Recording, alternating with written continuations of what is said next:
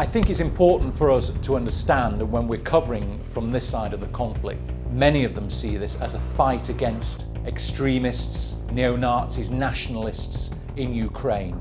The media in Russia and in Donetsk and Lugansk is carefully controlled, and this is why Vladimir Putin says he's launched this, what he calls a special operation, to clear out these nationalists. So that is how many people see this fight. I'm Bernard Smith, a correspondent with Al Jazeera, currently in Moscow, and between us this has been a uniquely challenging assignment because of the scrutiny on foreign media. After Vladimir Putin annexed Crimea in 2014, separatists seized power in two provinces within Donbass, that's Lugansk and Donetsk. And then a war started for control of those two areas. There were these front lines that had been frozen for about 8 years. So after independence was recognised and Vladimir Putin sent in the troops, that's when these front lines started to move. Buhas is one of these classic examples of this village caught along these frozen conflict front lines. It's now controlled by Russian-backed Donetsk forces. And there was this intense fighting there, and we got there just the day after it had been essentially, we were told, secured. People had been in bunkers. When we arrived, they'd just come out of those bunkers to get the food that was being handed out by the Donetsk authorities. They'd had no electricity, water or gas for the last 10 days. It was quite an unusual situation for me talking to those people in Buhas, because our visit to Buhas was facilitated by people from Donetsk.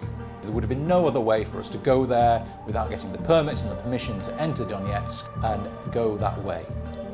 You are essentially going in with people who have captured territory from a sovereign state, from Ukraine. Like it is in Russia, in Donetsk and Lugansk, it's very hard to get a real, true, independent understanding of what most people think.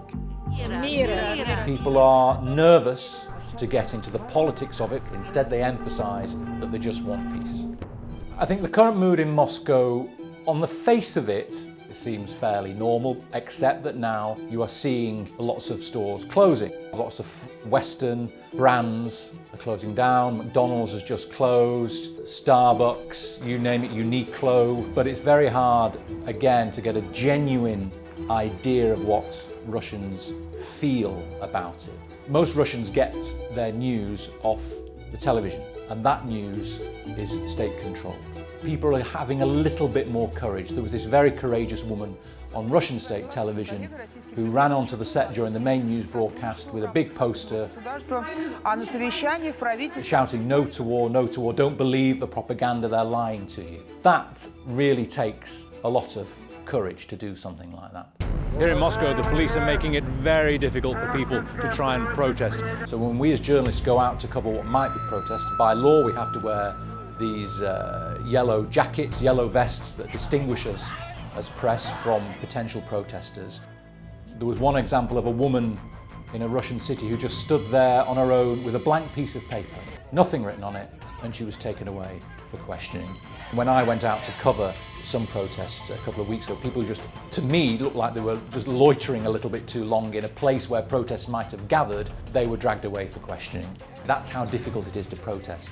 The Kremlin will not be concerned about what few attempts to protest there are, so they won't have any impact. And they're not covered anyway in the mainstream Russian state-controlled media.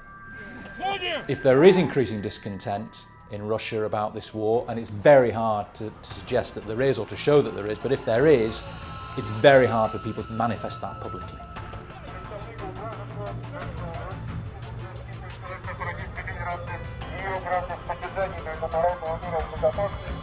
Вы будете привлечены к ответственности по статье 26